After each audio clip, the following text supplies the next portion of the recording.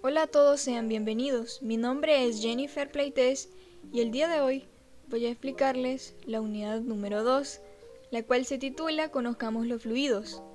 Comencemos. Los subtemas que veremos son fluidos, capilaridad y tensión superficial, densidad y presión, presión atmosférica e hidrostática, principio de Pascal y el principio de Arquímedes. Clasificación de fluidos. Estos son todos los tipos de fluidos que tenemos. Empecemos con fluidos ideales, luego con reales, luego fluidos newtonianos y por último fluidos no newtonianos. Veamos. Fluidos reales. Los fluidos reales son los que representan cierta viscosidad, es decir, un rozamiento interno de sus moléculas. Tanto los líquidos como los gases representan una cierta viscosidad, aunque los líquidos son más viscosos que los gases. Fluidos ideales. En los fluidos ideales no existen fuerzas de fricción, es decir, no hay viscosidad entre sus moléculas. El agua y el aire pueden considerarse como fluidos ideales. En general, a través de los fluidos ideales se explican algunos principios básicos de la hidrostática. La hidrostática es el estudio de los líquidos en reposo. Por otro lado, también tenemos los fluidos newtonianos. Fluido newtoniano es aquel para el cual la viscosidad, a una temperatura y presión dadas, es constante para cualquier velocidad de deformación, independientemente del tiempo que se esté aplicando. Fluidos no newtonianos. Un fluido no newtoniano es aquel cuya viscosidad varía con la temperatura o la tensión cortante que se le aplica. Como resultado, estos fluidos tan especiales no tienen un valor de viscosidad definido y constante. Acá tenemos unos ejemplos. Los fluidos newtonianos: el agua, las soluciones de azúcar, la glicerina, los aceites de silicona, los aceites de hidrocarburos livianos, el aire y otros gases. También tenemos ejemplos de fluidos no newtonianos. Por ejemplo, el jabón y la pasta de dientes, mantequilla y mermelada, el magma y la lava, y también la sangre y la saliva. Veamos la densidad. En física y química, la densidad es una magnitud escalar referida a la cantidad de masa de un determinado volumen de una sustancia. ¿Alguna vez has sentido la consistencia del aceite, la miel y el agua? En física, esta propiedad de los líquidos se denomina viscosidad y se define como la medida de resistencia que opone un líquido al fluir. Los aceites para automóviles deben tener un grado de viscosidad que garantice el buen funcionamiento del motor y de los frenos del automóvil. Son fluidos los líquidos y gases. Estos se caracterizan por tener densidad y presión. La densidad define como la masa por unidad de volumen. Como podemos observar, en este lado, la fórmula presión igual a masa entre volumen. La unidad de medida de densidad en el sistema internacional es el kilogramo entre metros cúbicos. Observemos el cuadro que tenemos abajito. Densidades de algunas sustancias. Tomemos de ejemplo el hielo. El hielo tiene 917 kilogramos entre metros cúbicos. Tú puedes observar los demás ejemplos. Capilaridad y tensión superficial. La capilaridad es un proceso de los fluidos que depende de su tensión superficial, la cual a su vez depende de la cohesión del líquido y que le confiere la capacidad de subir o bajar por un tubo capilar. Cuando un líquido sube por un tubo capilar es debido a que la fuerza intermolecular o cohesión intermolecular entre sus moléculas es menor que la adhesión del líquido con el material del tubo, es decir, es un líquido que moja. El líquido sigue subiendo hasta que la tensión superficial es equilibrada por el peso del líquido que llena el tubo.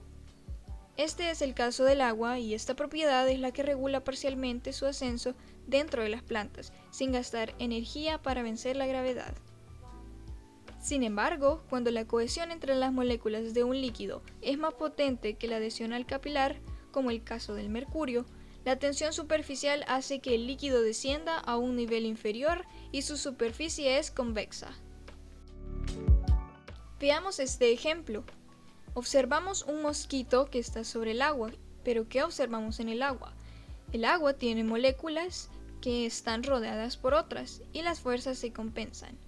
Esto crea una cama elástica que hace que soporte al insecto. Esto se llama tensión superficial y hace que el insecto no se hunda. Pero para comprender mejor lo que hemos leído, observen el siguiente experimento de capilaridad.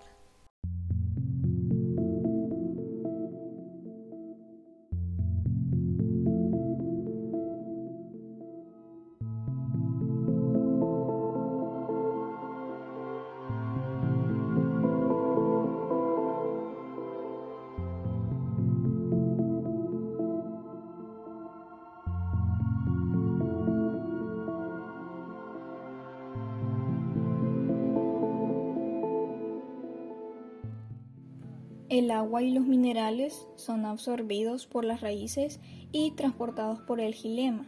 El xilema, que son los vasos conductores de savia bruta, a la parte superior de la planta, que son los tallos y las hojas.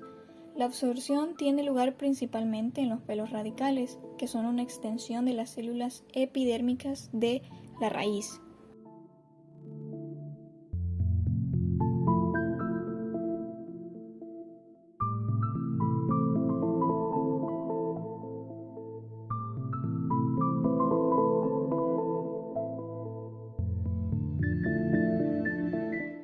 La presión.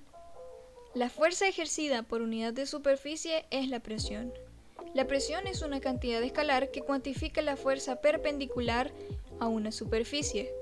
Si una fuerza perpendicular F actúa sobre una superficie A, la presión en ese punto es presión igual a fuerza entre superficie. La unidad en el Sistema Internacional de la Presión es el pascal, y recordemos que el pascal lo podemos representar por la P mayúscula y una minúscula.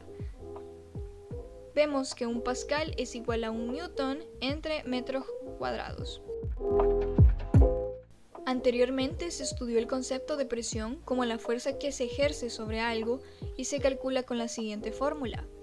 Presión es igual a fuerza entre área, pero la fuerza la podemos representar con newton y el área en metros cuadrados. El newton también lo podemos representar con una n mayúscula y el metro cuadrado con una m minúscula. Y como habíamos mencionado anteriormente, newton entre metros cuadrados es igual a un pascal. En física se utilizan diversos tipos de presión, entre estas están la presión hidrostática. Podemos afirmar que es aquella que ejerce un líquido o un fluido que se encuentra en reposo. Es una presión natural que el líquido ejerce de manera propia, sin que sea necesario que se aplique una fuerza o movimiento. Hay que agregar que todos los fluidos ejercen presión hidrostática. No existe ningún fluido que no lo haga. Es una fuerza natural e inevitable, al igual que la gravedad. Dado un fluido en equilibrio donde todos sus puntos tienen idénticos valores de temperatura y otras propiedades, el valor de la presión que ejerce el peso del fluido sobre una superficie dada es pH igual a pGh. ¿Pero qué son estas letras? pH es la presión hidrostática, la P es la densidad del líquido, la G la aceleración de la gravedad. Hago un pequeño paréntesis para recordarles cuánto es la presión de la gravedad. Es 9.81 metros entre segundos al cuadrado. Y por último la H, que representa la altura de la superficie del fluido. Presión atmosférica. Presión atmosférica es la presión existente en el aire que nos rodea, la cual varía ligeramente con las condiciones meteorológicas y disminuye con la altitud. Es el peso de una columna de aire sobre un lugar determinado. El aparato que permite medirla se llama barómetro, aunque actualmente existen otros instrumentos. La presión atmosférica es la presión ejercida por la masa de aire que se encuentra directamente encima del aire en consideración. La presión en la atmósfera no es igual en todas partes, fundamentalmente depende de la altura, siendo más alta cuanto más cerca del nivel del mar nos encontremos. Esto se debe a que la presión atmosférica depende del peso del aire que queda por encima. La presión atmosférica al nivel del mar es de 760 milímetros de mercurio. Esto equivale a 1.013 milibares. Pero si queremos saber en pascales, esto es 101.325. La presión atmosférica varía con el clima y con la altura. Ahora, para comprender mejor este subtema, vamos a observar un experimento de presión atmosférica.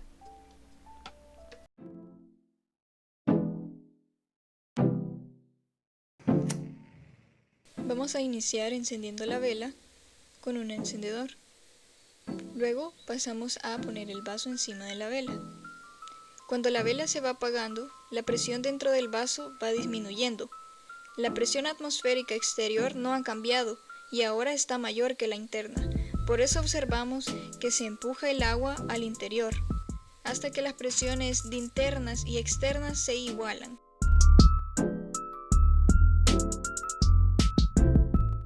Veámoslo de nuevo. Encendemos la vela y ponemos el vaso. Observamos que a medida que la vela se apaga, el agua va subiendo dentro del vaso y la vela, como es de menor densidad, flota en el fluido.